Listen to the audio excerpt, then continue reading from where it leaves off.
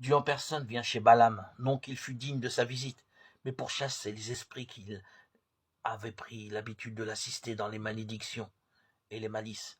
Dès ce moment, en effet, Dieu veillait sur son peuple, car si on dépouille les démons de leur pouvoir de décision, plus aucun ne viendra attaquer les athlètes du Christ. Sans adversaire, il n'y aura plus de combat, et sans combat, plus de récompense, plus de victoire. Dieu prend les devants et interdit à Balaam d'aller sur les lieux et d'appeler les démons en malédiction, pourvu qu'il renonce à sa cupidité. Mais comme il persiste à vouloir de l'argent, Dieu se prétend à sa liberté de décision l'autorise à leur avenir. Mais il met dans la bouche du devin sa parole qui empêche la malédiction des démons et la remplace par des bénédictions.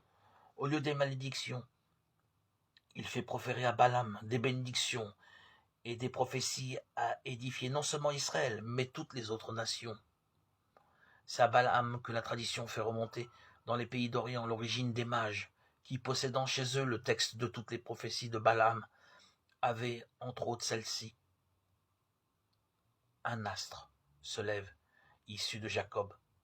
Un sceptre se dresse, issu d'Israël. Les mages possédaient ce texte chez eux. Aussi, quand naquit Jésus, ils reconnurent l'étoile et ils comprirent que la prophétie était accomplie.